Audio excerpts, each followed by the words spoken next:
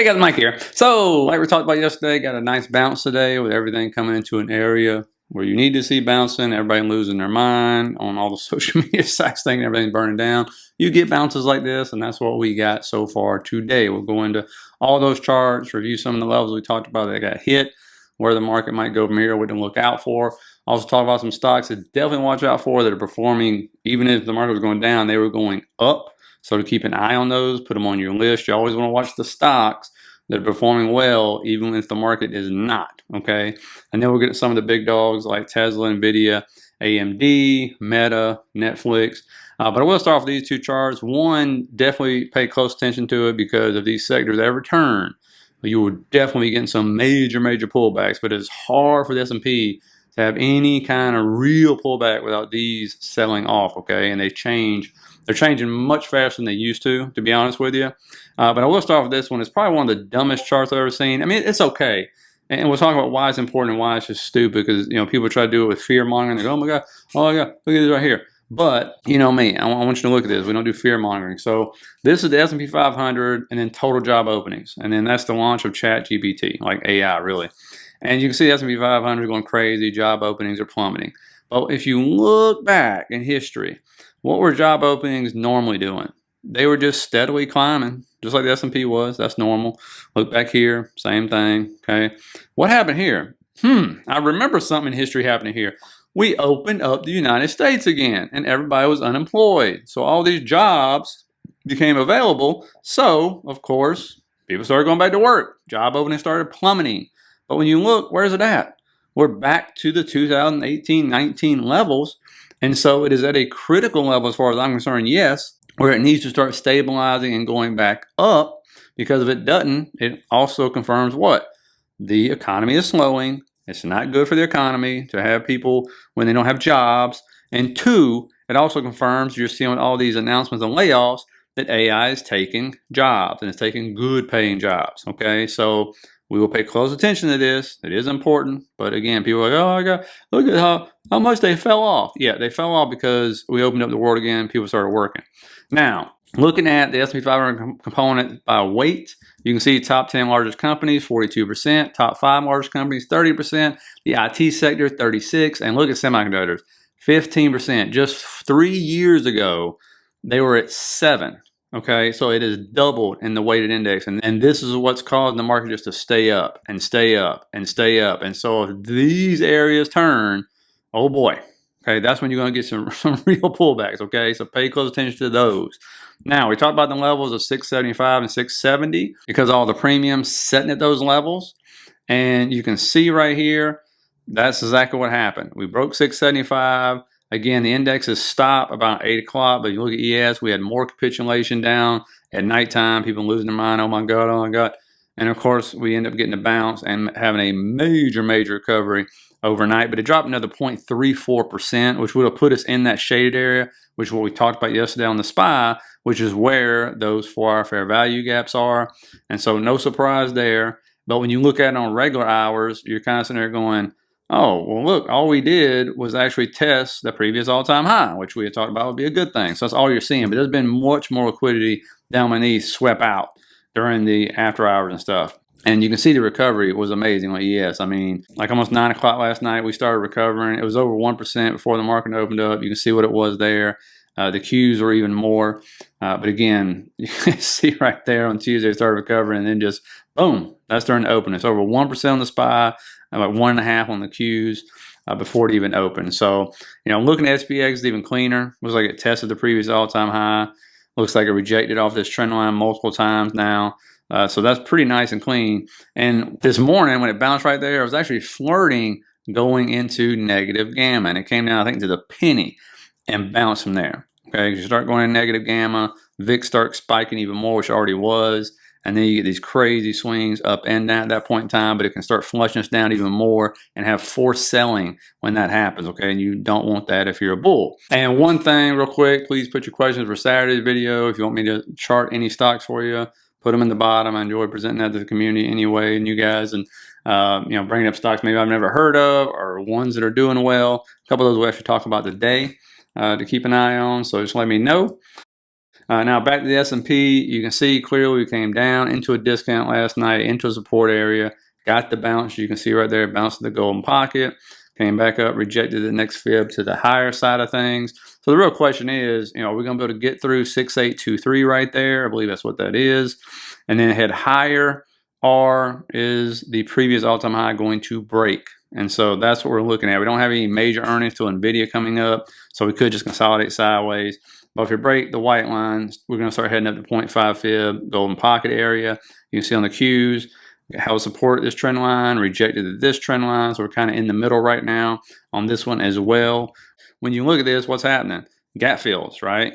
So you got 1, 2, 3 filled completely, and the fourth one's still open on that one. You go to the S&P though, you can see 1 gap fill, 2 gap fill, 3 gap fill, and then about almost half this one fill. And so that represents the overall market, even though I know it's tech, pushing things up in semiconductors. And I was going to measure this out to see if it was, 50%, but not quite. So just short of that. So a lot of gap fills, which is a good thing to see. And the other good thing to see was the heaviest weighted stock, the second heaviest stock, and the third heaviest weighted stock, 2 red, 1 flat. Okay, and then really you had Amazon pretty much flat. Oracle don't have too much of a heavy weight; it's not doing too much. Meta's up 1.38%, and so really the market was moving without these stocks. That's what was the good thing about it; they're heavyweights. So you can see that in the breadth or the sectors, right? Look at all the sectors that were green, that were been red, red, red, and so you can see those clearly. And that's the only red ones: XLP, IGV. But you got financials, jets, fintech, home builders, healthcare, industrials, you name it, all going green. So that helps with breadth. And as long as, like I was telling members, we hold this right here, stocks above the 20-day moving average, this shaded area, you've seen some nice bounces from this area. And so far it keeps digging into it. But if it don't break, that's a good thing. If it breaks through that, then that could signal, maybe we finally get a 5% pullback or more. That's what you're looking at. Now, looking over at a couple stocks to keep on your list, IREN, okay, which is why I watched the video. That's how they said they pronounce it. So I'm gonna go with IREN. You see this one sets a new all-time high again today. So as the market's been showing weakness, this one's been going back up. Now remember, I told you yesterday's video, you will start seeing winners and losers out of these groups, okay? You look at CIFR, and I think IREN has earnings tomorrow, if I'm not mistaken. So you could see this completely sell off. But CIFR is another one that's already reported earnings, set a new all-time intraday high. Can't get above its trend line yet. They are above both those moving averages, the 9 and 20 SMA or 21 EMA, whichever one you like. Again, when you look over at Hive, this one right here has earnings, I believe, maybe a week and a half from now, but it's flagging. This is another one of those miners that may be trying to convert over and do what CIFR and IREN did. So watch this one. It's not next week. It'll be the Monday after that. So this is another one, and when you look at it, it's been selling down, but you can see above that 751, there's really no resistance. That's all you got to the left over there. So if it can somehow get a deal or somehow, something happens on earnings, then it can move. If not, it'll be one of the ones that just dies, okay? Because crypto miners aren't doing well. It just has to do with their switching over. Now, Lemonade, we talked about this one for weeks leading up here. Flagging right here, wedging, boom, big explosion. They had earnings up 55% in a very short amount of time. It's been doing very well, even when the market hadn't been doing well. So that was definitely a sign on this one. I think I even told you guys I listened to the CEO talk on some podcast that never has CEOs of this kind of company going on. But let's see if it pulls a Robinhood, a SoFi, one of these things. Okay, it's not a fintech, by the way. I'm just kind of using that as an example. But one of these stocks that's nowhere near its 2021 all-time high. You can see the levels right there with resistance right now. But this one is projected to go much higher. They had really good earnings. And so, insurance companies tend to do that. So, we'll mark these out right here for you. 78 is resistance. Next level up from there is going to be 115. Next level up from there is going to be 185. And so, or 186.88, excuse me. So definitely watch this one for a pullback and then continue to head higher. When you look over here at NVIDIA, this one, again, we pull back, we hit the 0.5 fib of the penny, we hit previous all-time high support. That's where you're holding right now. So let's see if this holds. Okay, if it comes down to golden pocket, I think it's going to get a turn, but it's a good bounce point from here if the market wants to continue higher. Tesla, you can see right here. Again, I know it's ain't a head and shoulders, but good Lord, as soon as I pulled it up, I was like, man, what a day for Tesla.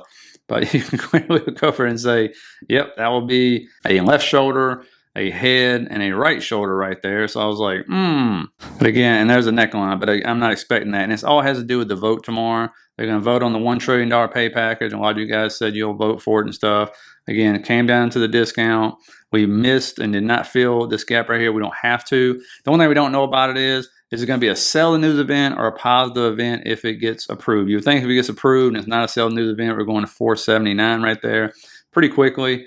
If it gets voted down and Elon starts talking about leaving the company and whatever, 435, 439 to fill that gap. That's what I've been looking for on Tesla. Meta here, you can see it got a little bit of a bounce, a little bit of a reprieve. Still hadn't hit that gap down there between 607 to 625, but did get a bounce there. So we'll see if this is going to end up being a bottom. Are they going to want more blood for this one? It's amazing how the 25 to 30% tends to work for these puppies. I think this one was down like 22, 23% if I'm not mistaken. And you look over at Oracle here. Again, this one got the bounce, just like we said it would, coming to 0.79 fib, bottom of the channel. Missed the gap fill by 60 cents right there. But there is support down below if it wants to come into this. Again, gap above it. So, no surprise this one's bouncing either. Look over at Netflix. This one got some news today about how many people were on their ad service and things like that. Popped in a little bit. Again, doing the stock split. Most of them run up during a stock split. This one's been selling down just like Meta for quite a while. It's rejected 3 times off the 200 moving average. And so, again, it needs to get above that. And so we'll see if it does that before the stock split or continues to come down in this shaded area. Right there, golden pocket would be like perfect. I hope it continues down, just being a greedy person and everything. But it'd be interesting to see. Again, I did a whole number video on stock splits today, so we'll see what happens with this one when they do the splits. People are going to be like, wow, I can get this thing for 109, 110 bucks. Wow, they don't even look at the market cap or anything. And again, this isn't its first split. It's done a split in the past. Now, AMD, as you know, had earnings. Of course, they sold it down because the margins were still thin. The margins are always thin on this thing. But again, they had really good revenue, BDPS and all that fun stuff. Their guidance was fine. And when you look at it, it came down to the discount, got into this area, sold on even more than this into that gap sum during pre-market, and got a nice technical bounce. Okay, so is this enough? Or are we fixed to start heading lower? Because as I've told you, this thing got super, super stretched. That's why no surprise. People like, it's going to go to 300 after earnings or on earnings. I'm like, okay, it could. I won't put anything by it, but this makes more sense to me right here. But that trend line will be resistance. 267 is going to be resistance. 267.59. We're going to see if it's going to break above this trend line, close above it, start heading up there. Or, one of my favorite things, these 4-hour fair value gaps become support. If it comes down and bounces off this, that's a good thing. If it breaks below it, it's going to become resistance. And that means 243.09 will be resistance on AMD. And the one thing you got to watch careful on this one is if you get the opposite of what happened here. Here we were setting no higher highs, but we were setting higher lows. Here we're setting lower highs, and we've had 2 kicks of the door on this one. So if we do come down and start testing that level, that gap is going to end up filling because that's going to break. And then all of a sudden 227.28 comes into play on AMD. Now, when it comes to earnings, you got D-Wave, ConocoPhillips, Oscar, Vistra, Datadog, Warner Brothers, Moderna, and then in the afternoon you will have Trade Desk, Open Door, MP Materials, Iris Energy, SoundHound, DraftKings, NewScale, Archer, and Airbnb. So a lot of high beta stuff going on in the afternoon. Don't have any data because all of it's tentative and we're still shut down, even for Friday. A lot of it's tentative. Okay, we did get jobs data today and it was a little better than expected. The market didn't seem to truly care about it, to be honest with you. Now, if you'll do me a big favor, put your questions for Saturday's video in the comments down below. Please hit that like, subscribe button. Think about signing up for that membership, $7.99, or you can pay for the whole year. That's everything you get with it. And all you got to do is hit the first link down at the bottom, and you're good to go. So I'll see you tomorrow to wrap another fun one up.